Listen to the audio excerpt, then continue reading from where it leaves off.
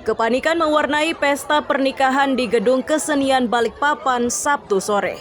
Ini terjadi setelah sebuah truk Fuso bernomor polisi AG 8806UB menyelonong masuk ke tempat pesta.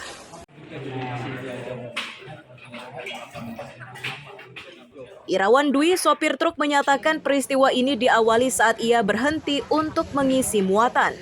Dwi yakin sudah mengganjal roda bagian belakang. Namun tiba-tiba truknya itu meluncur deras ke arah gedung dan baru berhenti setelah menabrak bangunan.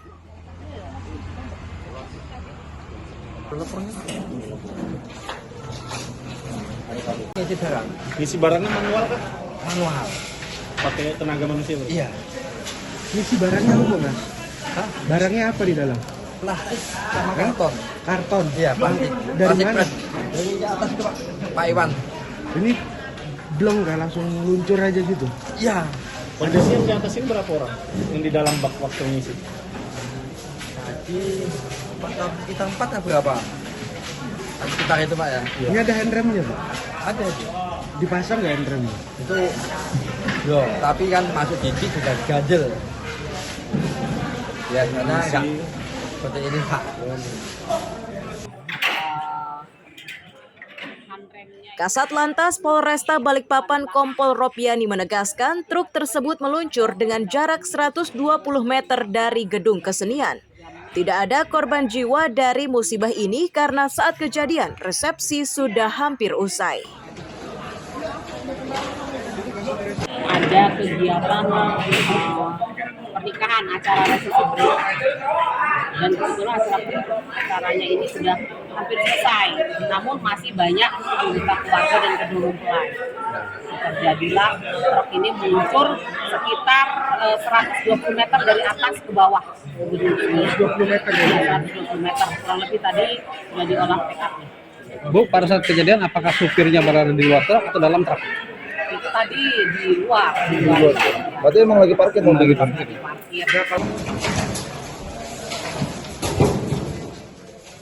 Untuk memastikan sebab pasti kecelakaan, polisi masih menyelidikinya. Amir Hamzah dan Riani Mantini melaporkan dari Balikpapan.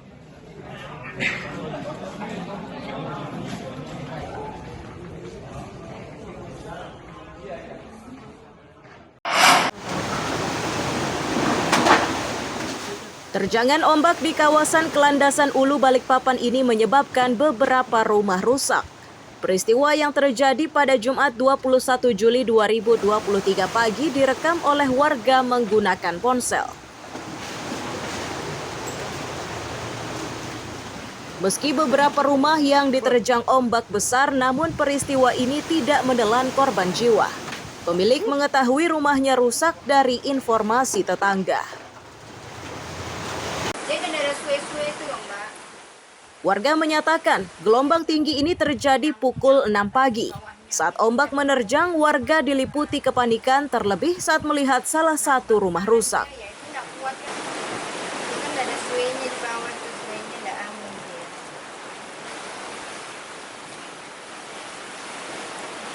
Tadi itu pas sekitaran kejadian itu sekitar kurang lebih jam 6 itu dengar, kita kan masih penyewa di sini, masih keadaan tidur. Terus pas dengar bunyi itu serentak aja pada bangun semua.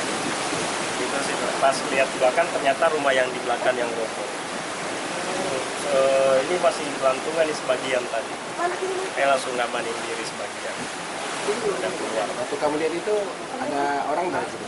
Kalau untuk orang sih nggak ada sih, Pak. Cuma kami aja penyewa bagian sini. Sementara kita bolak-balik aja gitu lah. Kenapa Pak? Sekarang tinggal di mana Pak? Di Gunung Samarinda.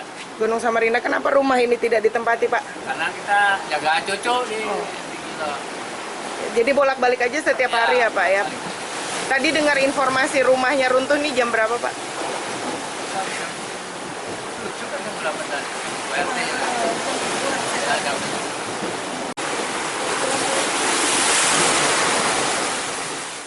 Lurah Kelandasan Ulu Roro Novi Infani bergerak cepat dengan menghubungi instansi terkait.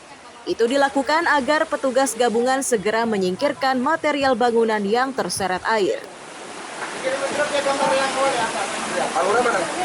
Tindakan kita meminta untuk sesuai dengan bagaimana nanti penanggulangannya, karena kita hanya pihak kelurahan hanya mengetahui saja. Nah, untuk selanjutnya mungkin kita serahkan untuk ke OPD terkait bagaimana nanti, karena ini kan milik warga setempat dan memang sekarang kan lagi musim gelombang besar, jadi mengantisipasi bagaimana seperti apa, apalagi ada kayu-kayu yang jangan sampai nanti imbas kayu-kayu tersebut nanti kena warga yang rumah yang lain. Mengantisipasi gelombang susulan, lurah meminta warganya menjauh dari kawasan pantai.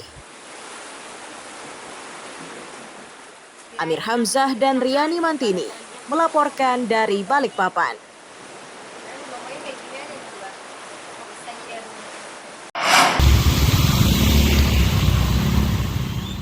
Luapan air berarus deras di Jalan KS Tubun, Kampung Jawa, Samarinda Ulu senantiasa terjadi usai diguyur hujan. Debit airnya pun bergantung curah hujan. Semakin tinggi curahannya, maka debit airnya akan meninggi. Demikian pula arusnya akan semakin deras.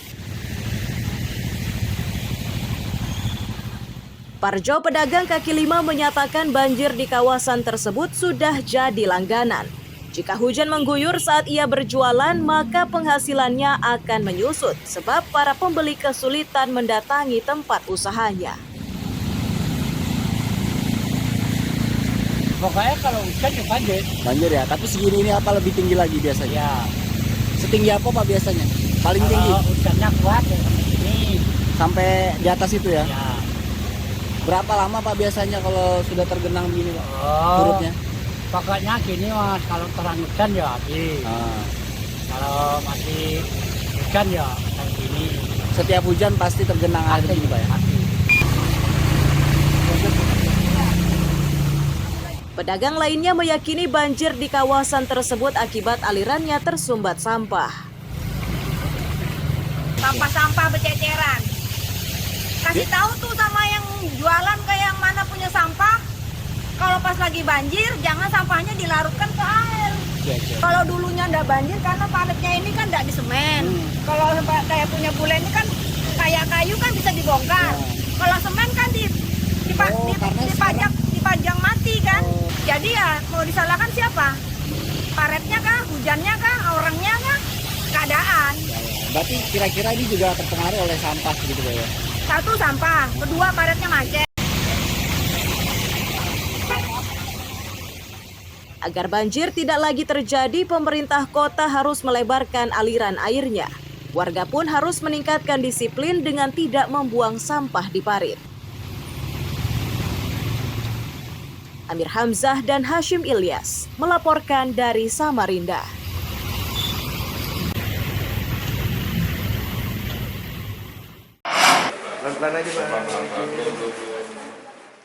Dodi, pria yang ditangkap petugas Badan Narkotika Nasional Balikpapan ini merupakan jaringan pengedar daun ganja kering antar pulau. Bersamanya disita barang bukti 1 toples ganja kering dan 1 toples kue coklat yang mengandung ganja dengan berat 472 gram. Kepala Badan Narkotika Nasional Kota Balikpapan Kompol Risnoto menyatakan, peredaran gelap daun ganja ini terungkap dari informasi jasa pengiriman barang melalui jalur udara. Pelaku akhirnya dibekuk tepat saat mengambil paket tersebut.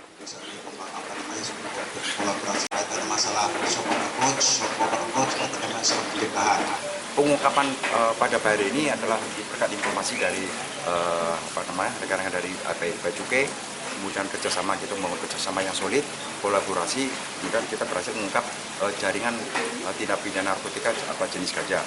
Bahwa pengungkapan pada sore hari ini adalah merupakan pengungkapan yang merupakan jenis ganja varian baru, yaitu satu tanaman, yang kedua adalah berbentuk kue coklat yang notabene di dalamnya adalah sudah dikemas seperti itu, sudah disamarkan, dikomposisikan antara coklat sama ganja dan seperti itu. Dan itu sudah kita tes udah narkotes sudah match, cocok mengandung THC seperti itu. Dua program tadi ya, sosialisasi kita. Dodi kini terancam pidana 20 tahun penjara. BNNK juga masih memburu jaringan yang mengirim paket tersebut kepada tersangka.